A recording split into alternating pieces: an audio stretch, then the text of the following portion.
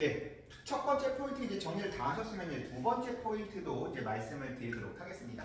야, 두 번째 포인트 이제 무엇부터 시작할 거냐면 이거부터 시작을 할 거예요. 형태소부터 시작을 하겠습니다. 야, 형태소가 뭐다가 중요한 게 아니었었죠. 형태소는 실질적 의미를 지니고 있는 거 우리가 형태소라고 이야기를 하게 되는데 이 형태소는 자립의 유무에 따라 자립 형태소와 의존 형태소가 있고요. 그 의미에 따라 실 의미를 지니고 있냐 문법적 의미를 지니에 따라 실질 형태소와 형식 형태소로 나뉘어지게 됩니다. 야, 이 형태소에 우리가 실질 형태소라고 하는 게 있는데 제가 방금 이야기했어요. 실질 형태소라고 이야기하는 건 뭐다? 실질적인 의미를 지니고 있다. 우리가 방금 앞에서 이야기했던 거 다른 글로 하려면 뭐랑 동일하다? 어근이라는 것과 동일했었죠. 그래서 실질 형태소라고 이야기하는 건요, 그냥 쉽게 말하면 어근 개념이라고 보시면 되는데, 야, 우리 여기 어근이라고 이야기했을 때 이 어근이라는 말이 나오면 우리 무엇을 또 생각해 볼 수 있느냐? 단어 형성에 관련해서도 이야기를 해볼 수 있습니다. 야, 어근과 어근이 합쳐진 것을 우리는 뭐라고 해? 합성어라고 이야기를 하게 되거든요. 근데 이 어근과 어근이 합쳐지는 걸 이 합성어라고 이야기를 하는데 이 합성어에는 다시 두 가지 형태가 있습니다. 뭐가 있냐면 통사적 합성어와 비통사적 합성어라는 개념이 있는데 이 통사적 합성어라고 하는 건요, 우리말의 일반적인 단어 배열법을 이야기하게 되는 거고요. 비통사적이라고 하는 것은 일반적이지 않은 것을 이야기하게 됩니다. 야, 그럼 여러분들에게 항상 고민할 거, 굳이 두 가지를 다 외울 필요가 없다라는 것이죠. 왜? 일반적인 건요, 여러분들이 알아요. 근데 비통사는 당연히 일반적이지 않은 거니까 우리가 잘 느끼지 못하게 외우려면 힘들지만 일반적인 건 많고 비통사는 일반적이 아니라 적단 말이에요. 그래서 뭘 하자? 적은 걸 외우자라고 하는 것이었죠. 그래서 비통사, 그럼 일반적이지 않은 게 뭐가 있느냐? 다시 우리 첫 번째 포인트에서 용어는 나는데 어간과 어미로 나뉜다라고 이야기했어. 그 이야기는 뭐다? 나는 밥을 먹다, 먹고, 먹을 때 먹. 이 어간만 혼자 쓰일 수 없다. 나는 니, 다. 이것도 혼자 쓰일 수 없다. 그래서 항상 용어는 어간과 어미가 함께 쓰인다라고 생각하시면 되는데요. 이 비통사적 합성어에는요, 뭐만 쓰이는 거야? 용어의 어간 플러스 명사만 쓰이면 이거 자체가 뭐다? 일반적이지 않은 거다. 왜? 뭐가 없으니까? 어미가 없으니까. 근데 제가 그냥 용어의 어간 플러스 명사와 비통사야라고 이야기를 하게 되는데요. 일반적인 문제집 조금 더 심화해서 들어갈 때는 뭐가 사라졌다? 바로 관형사형 어미가 생략되었다라고도 이야기를 합니다. 왜? 명사 체험 꾸며주는 거 보니까 관형 그럼 어차피 용어의 어간의 관형사형 어미가 생략되었다. 결국 그것보다 어간만 있다는 얘기니까 고민하지 마시고요. 용어의 어간 플러스 명사의 예로는 뭐가 있다? 바로 적칼이라고 하는 거 생각하시면 될 거예요. 적칼이라고 하는 거 여러분이 영화 같은 데 보면 잭나이프라고 해서 막 칼 빼고 막 흔들거리는 거 있죠? 야, 그랬을 때 어때? 접는 칼이라고 생각합니다. 접는 칼. 그러면 접는 칼은 뭐야? 접다 칼인데 용어의 어간만 있고 명사 있어. 일반적이지 않은 것이다 라고 보시면 되고요. 그리고 두 번째 뭐가 있냐면 용어의 어간 플러스 무엇? 용어이 그대로 오면 이것도 뭐다? 어미가 없잖아. 그래서 이것 또한 뭐가 되는 거? 바로 일반적이지 않은 비통사적 합성어가 됩니다. 야, 그랬을 때 여기서도 또 말이 바뀌는 게 뭐냐면요. 용어의 어간에 연결 어미가 생략되었다라고 합니다. 왜냐하면 용어의 어간과 용언과 용언을 연결시켜주는 연결 어미가 생략되었다라고 이야기를 하게 되는데, 야, 그것도 얘가 뭐가 있냐면요. 뛰놀다가 있어요. 뛰놀다. 뛰놀다가 왜요? 뭐야? 뛰다?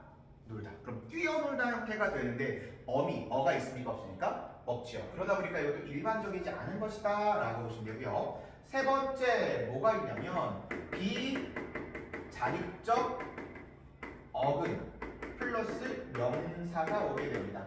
야, 여기서 말하는 비자립적 어근이라고 하는 거, 우리 아까 어근이 뭐였어? 실질적 의미를 지니고 있는 건데 비자립적이라는 말은 뭐야? 혼자 쓰일 수 없다가 되는 겁니다.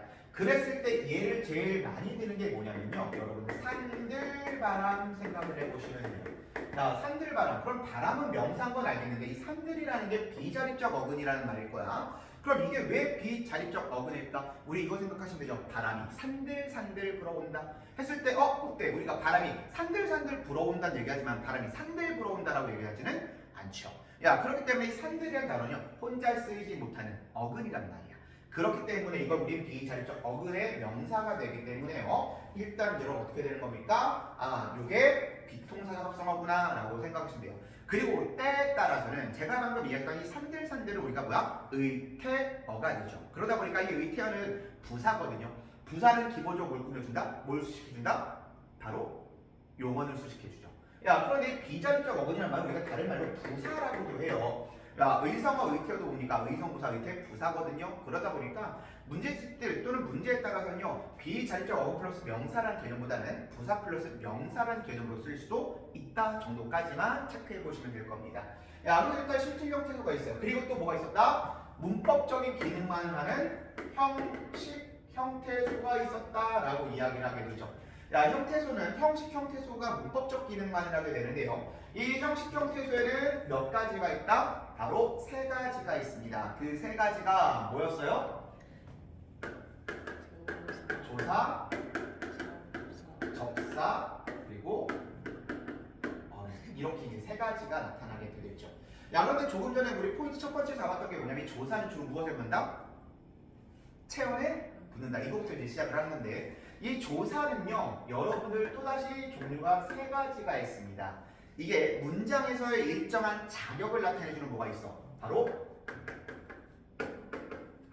격조사가 있고요. 우리는 참고로 지금 문법적인 개념을 공부하는 게 아니라 실전 테스트 들어가기 전에 기초를 잡아놓는 거기 때문에 더 중요한 건, 더 정확한 자세한 것은 일단 이거 다루지 않을 거예요. 야, 이 격조사라고 했을 때 그냥 말로만 하면 그래도 우리 뭡니까? 주어를 만들어주는 주격조사, 목적을 만들어주는 목적격 조사, 그 다음에 관형을 만들어주는 관형격 조사 같은 것들이 있죠. 이런 걸 우리 뭐라 한다? 격조사라고 하고요. 조금 전에 했던 거 있었죠? 우리가 활용하는 거에 용언 말고 또 하나 있었지? 바로 뭐야? 서술 격조사. 그럼 걔 뭐가 되는 겁니까? 그게 붙으면 서술어가 되는 겁니다. 그래서 서술어로 만들어주는 조사가 바로 서술격 조사다. 격조사가 있고요. 그 다음에 보조사예요. 뜻을 더해주는 겁니다. 야, 이 보조사는 우리가 좀 외워주면 편한 것들이 있습니다. 격조사를 아까 말했지만 주격, 복격, 목적격 뭐 여러 가지가 있는데 보조사 마찬가지긴 하거든요. 근데 보조사는 효율성 높은 게 있어요. 몇 가지만 기억하자, 네 가지만 기억하자. 그 네 가지가 바로 뭐야? 도, 만. 야, 이 네 가지. 은는도만이란 보조사 네 가지만 기억해주면 선지에서 몇 개를 지을 수 있다. 최소 세 개는 금방 지우고 갈 거니까요. 일단 여러분들 이렇게 보조사 은는도만 있다라는 것만 생각해 주시면 되고요. 그리고 또 뭐가 있어? 접속조사가 있습니다. 이 접속조사라고 하는 것은 두 단어나 둘을 같은 자격으로 이어주는 것을 접속조사다라고 이해하게 됩니다. 접사는요, 우리 조금 전에 했었지. 접사는 어근의 앞에 붙는 뭐가 있었고, 부사가 있었고요. 그리고 미사가 있었죠.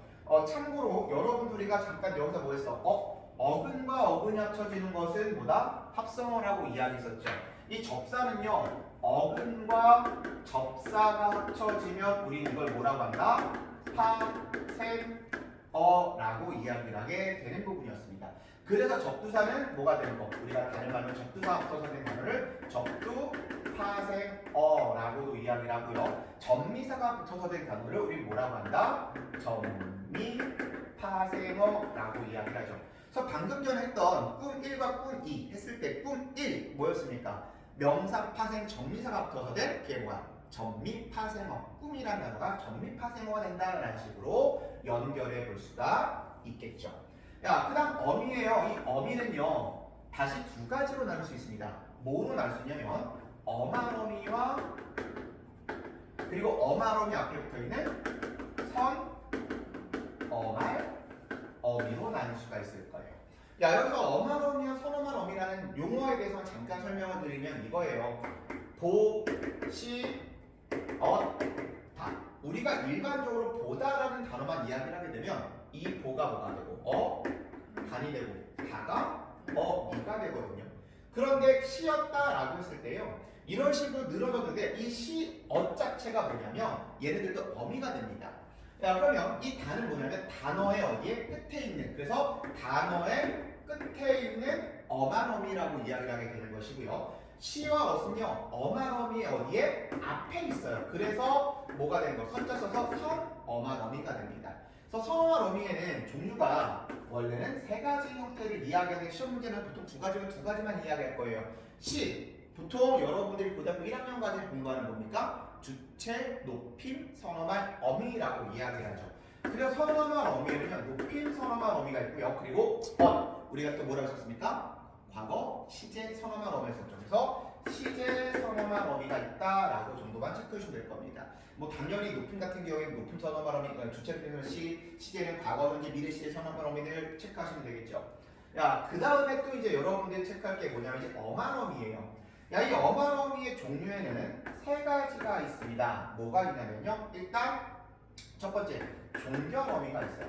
자, 종결 어미는 여러분들 우리가 문제 찾기가 쉽습니다. 왜? 이 종결 어미는요, 여러분들 우리가 문장에서 어디를 찾으면 돼? 맨 마지막을 찾으면 돼요. 그래서 우리가 흔히 말하는 평서, 그리고 의문, 명령, 청유, 그리고 간판형 어미, 이런 것들이 무슨 어미에 속한다? 종결 어미에 속한다 라게 되고요. 그리고 어말 어미의 종결 어미가 말고 또 하나 있습니다. 뭐가 있냐면 연결 어미가 있어요. 이 연결 어미에는 여러분들 어떤 게 있냐면 문장을 대등하게 연결시켜주는 대등적 연결 어미라는 게 있고요. 종속적으로 이어주는 종속적 연결 어미, 그리고 용언을 이어주는 보조적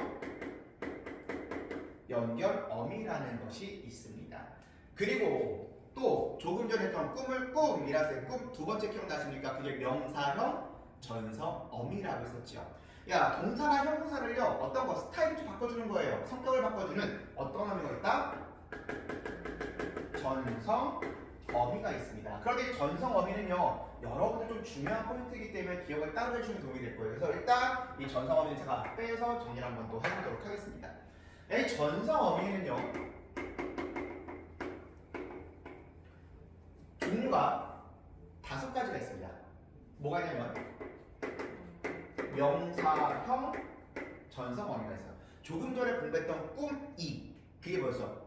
꾸다라는 동사를 명사 형태로 만들어줬죠. 이게 바로 뭐다? 명사형 전성 어미가 있는데, 이 명사형 전성 어미는요 우리가 미음과 기가 여기에 해당됩니다.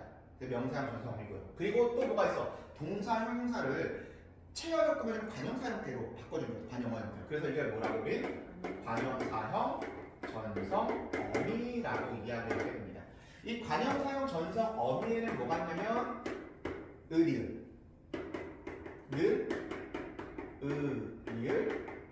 던, 이렇게 4가지 있고요. 그 다음에 이제 뭐 부사처럼 만들어줘요. 부사형 전성 어미가 있습니다. 이 부사형 전성 어미에는 이, 그리고 개, 도록이 있고요. 그 다음에 야 전성어미 또 뭐가 있다? 여기 전성어미 여기서 끝나겠다. 야 부사형 전성어미 딱 이렇게 3가지 이야기가 될 겁니다.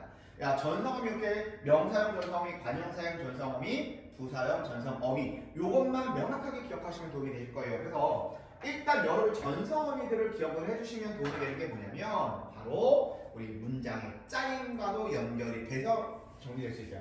명사형 전성어미 같은 명사절, 관형사형 전성어미 같은 건 관형사절 또는 관형절, 부사형 전성어미 같은 건 부사절이라고도 이야기를 하죠. 그래서 여러분들이 이제 앞에서 공부했던 거랑 연결을 시키면 어떻게 되느냐, 여기 보는 거예요. 어근과 어근 합성어, 어근 접사 접두 파생했을 때 이 포인트는 뭐에 해당되는 것? 우리가 단어 형성에 관련된 이야기가 되는 것이고요. 그리고 조사 같은 접두사, 보자, 접수사라고 해서 쭉 파악이 되면 넓게 공부하면 이제 이건 뭐 품사에 관련된 공부를 하게 되는 것이고, 그리고 어미, 선어말 어미 높임과 시제에 관련돼서 이야기할 때 이건 무엇에? 문법 요소에 관련돼서 공부를 하게 되는 것이고요. 그리고 어말 어미 공부했을 때 연결 어미, 전성 어미는 바로 문장의 짤, 대등적으로 이어진 문장, 종속적으로 이어진 문장, 그리고 전성 어미, 명사절, 관형절, 부사절에 관련돼서도 공부가 더 디테일하게 들어갈 수가 있습니다. 그렇기 때문에 이렇게 정리했던 포인트를 기점으로 더 심화 공부하게 되면요 메인 포인트를 잡아놓고 공부할 수 있을 거예요. 이것도 시간 잠깐 드릴 테니까 한 번 더 정리하도록 하겠습니다.